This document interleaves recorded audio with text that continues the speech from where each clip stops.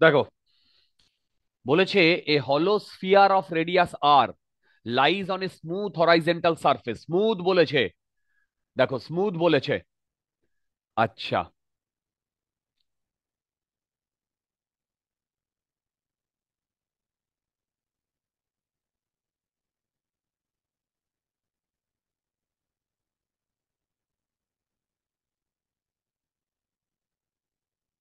বুঝে বুঝে করতে হবে। ম্যাক্সিমাম জায়গায় কনজারভেশন অফ অ্যাঙ্গুলার মোমেন্টাম নিলে গেম ওভার।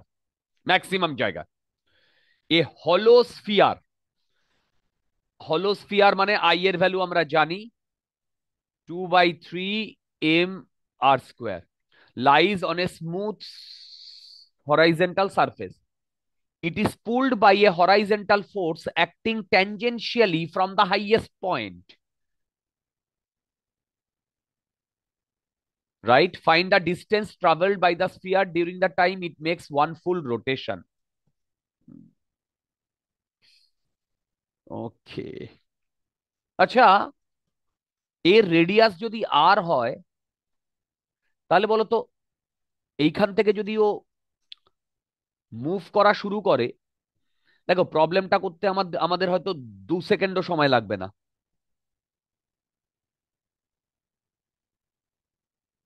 বুঝতে পারছো?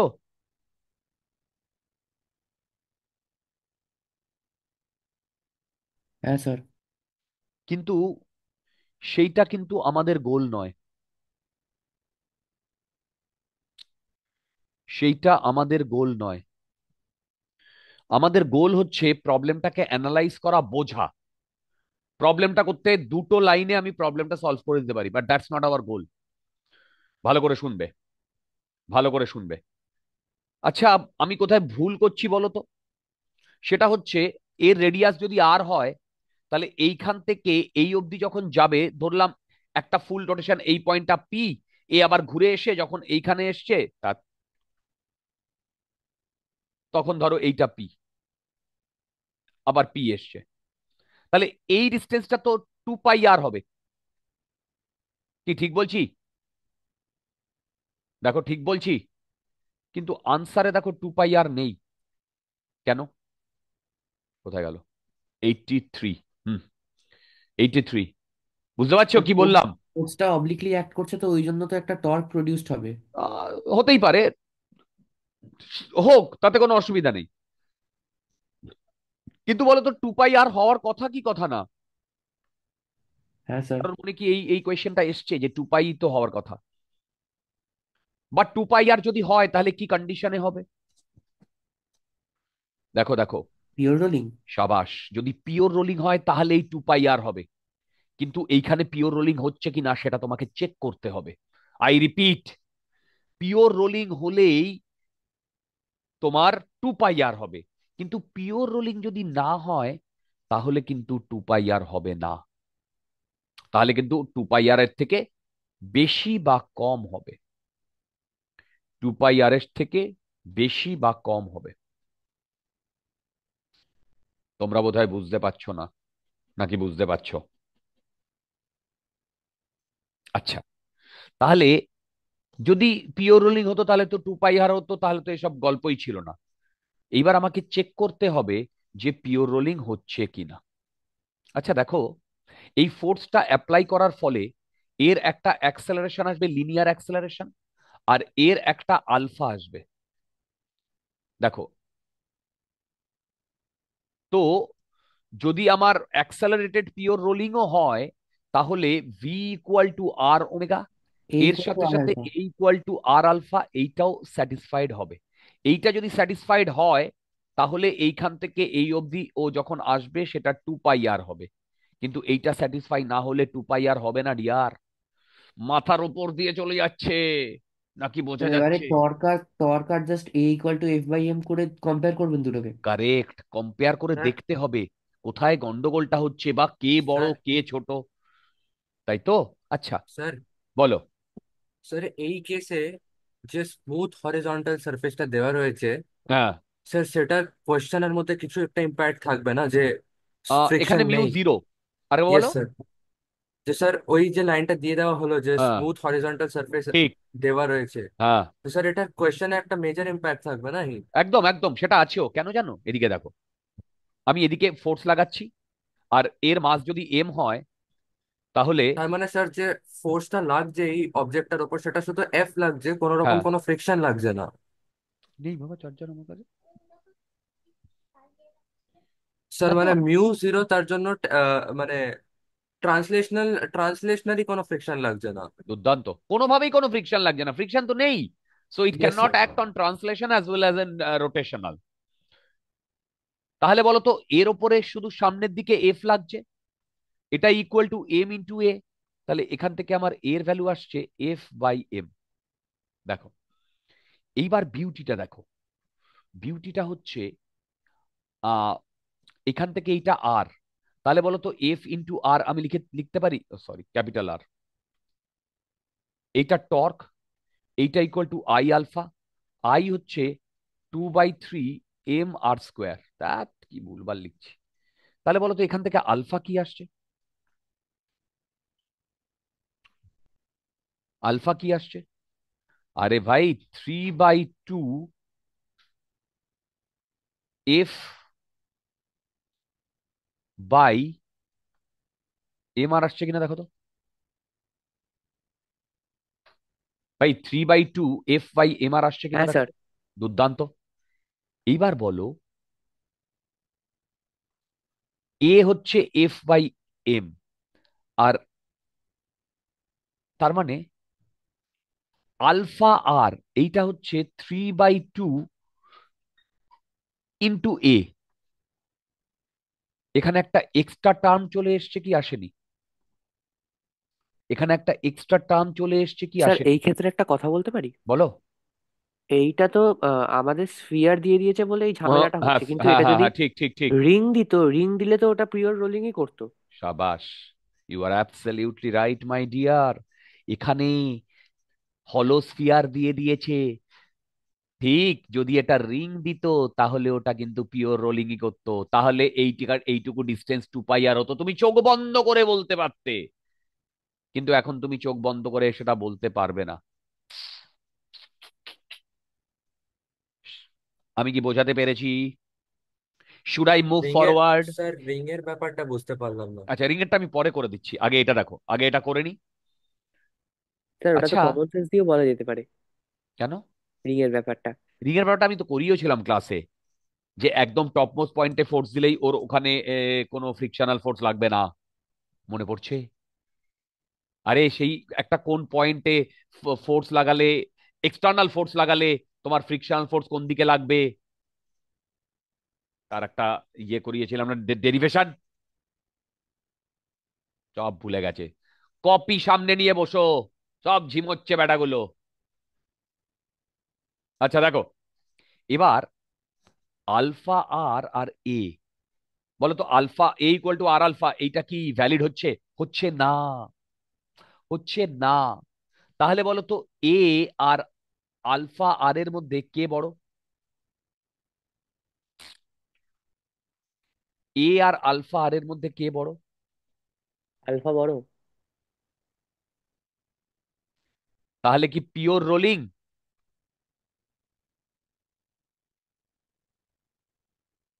না। এবার যেহেতু পিওর রোলিং নয়, স্যার সেহেতু এই ক্ষেত্রে 2 পাই আর এর থেকে কি কম আসবে আনসারটা? আহ, আলফা বড়। আলফা বড় মানে ও আগে আগে ঘুরছে, সামনে কম যাচ্ছে। ইয়েস, ইয়েস, 2 পাই আর এর থেকে কম আসার কথা। টু পাই 2 পাই আর এর থেকে কম আসার কথা, কেন বলো তো? ও ঘুরছে বেশি, যাচ্ছে কম। কাদায় গাড়ি পড়লে যেটা হয়। আরে ভাই, ঘুরছে বেশি, যাচ্ছে কম। ওকে। আচ্ছা, এবার দেখো, তাহলে আমরা আলফা পেয়েছিলাম। আলফা, আচ্ছা আলফাটা পরে আসছি। তাহলে বলো তো, ও যদি একটা কমপ্লিট রোটেট করে, কমপ্লিট রোটেট, তার মানে পাই/2 হচ্ছে theta, initial velocity 0। Sir theta তো 2 পাই হবে, কমপ্লিট রোটেশন হলে পাই বাই ও টু তো I am one sorry, fourth I am হলে হয়। সরি, আই এম সরি, আমি অন্য কিছু ভাবতে ভাবতে। ইয়েস, 2 পাই হবে। ইকুয়াল টু, আরে basically s equal to u t plus half f t square, ওই formula, initial value 0 plus half alpha into t square. তো এখান থেকে আমি টি পাচ্ছি 4 pi by alpha into root. এবার এই টাইম ধরেই এই মাসটা এ অ্যাক্সেলারেশনে সামনে গেছে, তাহলে এই ডিস্টেন্সটা যদি এস হয়, সেই এস হবে ইউ0 হাফ এ মানে F/m ইন্টু টি স্কোয়ার। এবার তোমাদের কাজ হবে এই টি স্কোয়ারের ভ্যালু পুট করা, হাফ F/m। আমি একটু আগে টি স্কোয়ারের ভ্যালু কি করেছিলাম, 4 পাই বাই আলফা। আবার আলফার ভ্যালু কোথায় গেল, 3/2 3/2। আচ্ছা না, ও না, ঠিক আছে, দরকার নেই। তার মানে দেখো, হাফ F/m 4 পাই আলফা 3/2 F/m r। দেখো তো ঠিক করেছি কিনা। এবার এই এফ কাটলো, এই এফ কাটলো, এই এম কাটলো, এই এম কাটলো, এই টু কাটলো, এই টু কাটলো। উম,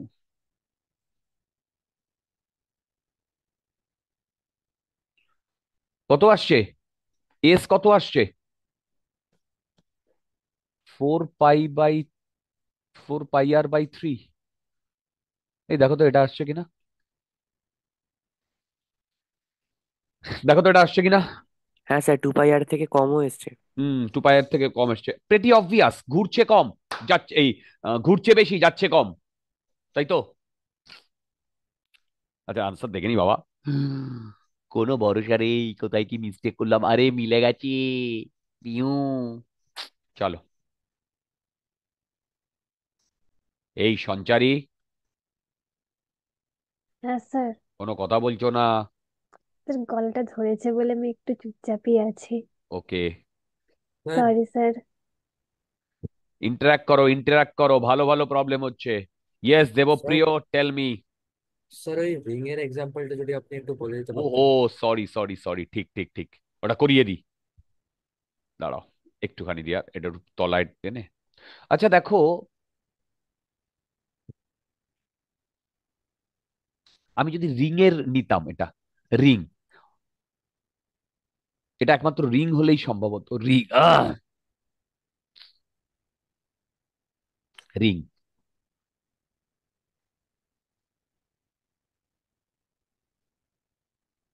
আচ্ছা, রিং হলে এইখানে যদি আমি ফোর্স দিতাম, তাহলে F × r = torque = I। I মানে হচ্ছে mr² × আলফা। আবার এফ মানে হচ্ছে m × a। এখান থেকে আলফার ভ্যালু কত আসছে বলতে পারবে, আলফার ভ্যালু? F/m F/mr। mr। আবার F/m = a, তার মানে α r = a।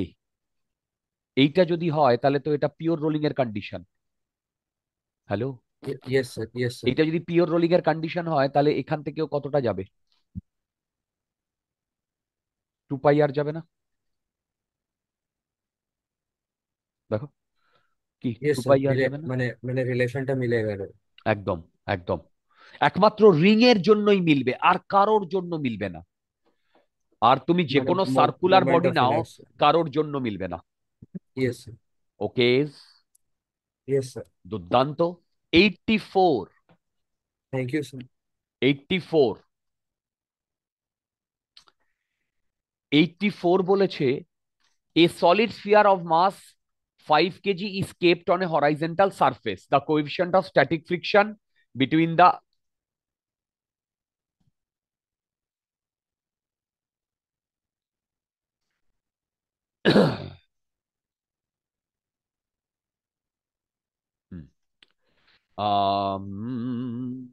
a solid sphere of mass 0.5 kg is kept on a horizontal surface. The coefficient of static friction between the surface is, আচ্ছা মিউ বলে দিয়েছে, 2/7. What maximum force can be applied at the highest point in the horizontal direction so that the sphere does not slip on the surface? আচ্ছা এটা কি বলে দিয়েছে? Solid sphere. ওকে, क्या बात। अच्छा,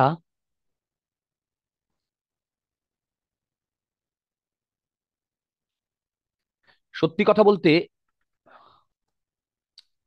দেখো আমাদের এই প্রবলেমটা যখন করতে হবে, আচ্ছা বলো তো, এইখানে তো ফ্রিকশন বলে দিয়েছে আছে, তার মানে এ যখন, একে যদি আমি এইদিকে এফ ফোর্স দিই, সেই এফ এর ভ্যালু আমাকে বার করতে বলেছে। দেখো এফ ফোর্স দিই, তাহলে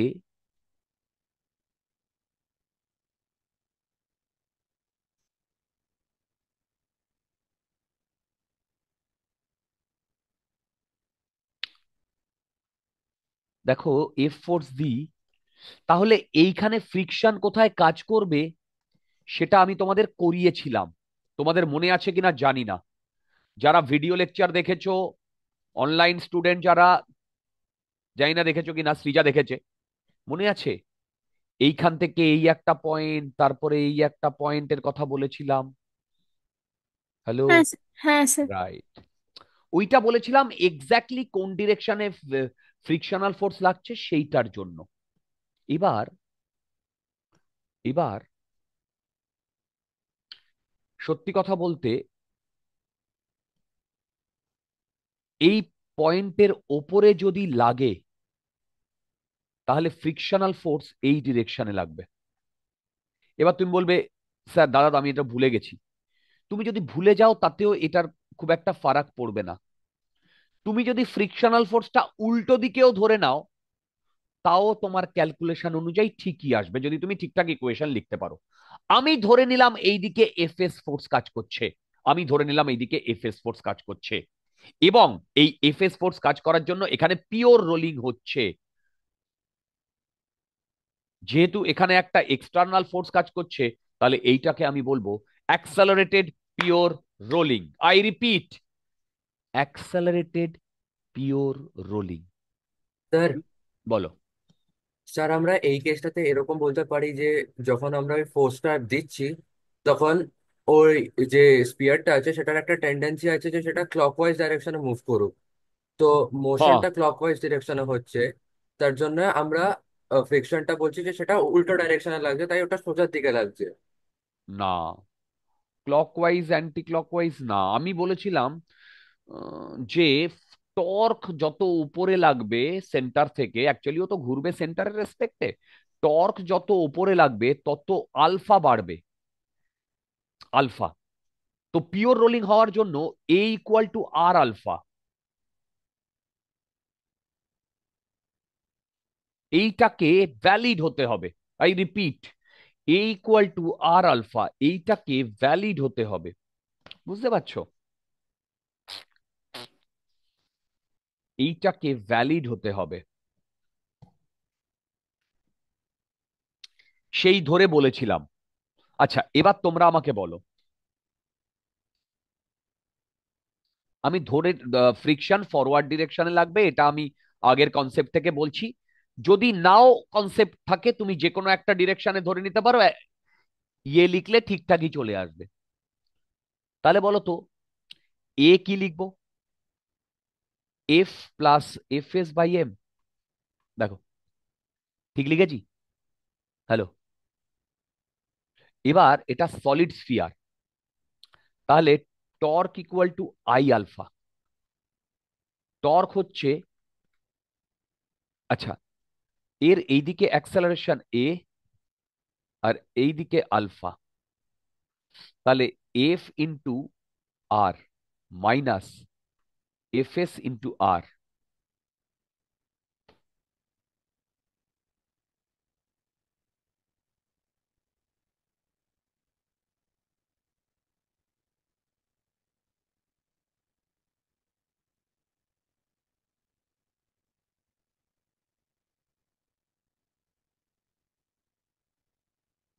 আর আপনি ক্রসটাকে পজিটিভ ধরেছেন তো?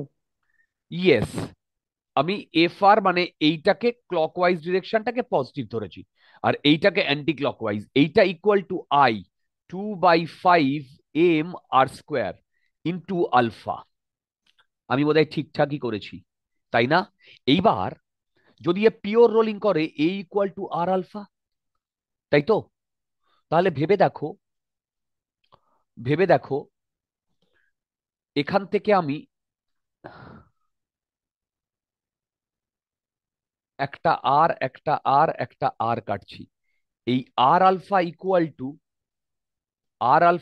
Two f minus f S by 2/5 M.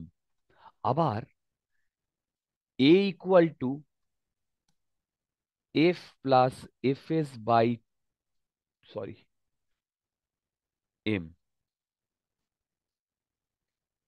তাই তো? তোমরা এখান থেকে এফ এস কত আসছে বলতে পারবে? এম এম কাটছে, 2/7, 2, 3, 2।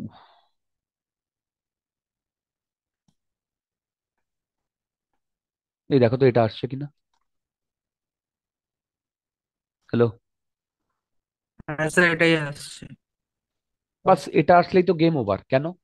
আমরা কি জানি? আমরা জানি F L greater than equal to F S. তাতে ম্যাক্সিমামের কেসটা কনসিডার করা আছে, তো F S equal to F L হবে। তার মানে mu M G F L greater than equal to 3f/7। দেখো,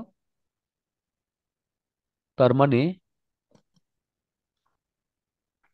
এফ আসবে less than equal to mu এর টু এম ভ্যালু জি কি? বাই থ্রি হ্যাঁ হ্যাঁ। 2mg/3। মিউ তো 2/7 ছিল। ও, 2mg/3, হ্যাঁ। মিউ এর ভ্যালু 2/7। এবার এটাকে ক্যালকুলেট করলে কত হয়? 2/3, এম কত বলেছে? 0.5, জি হচ্ছে 10, 50, 100, 3.33।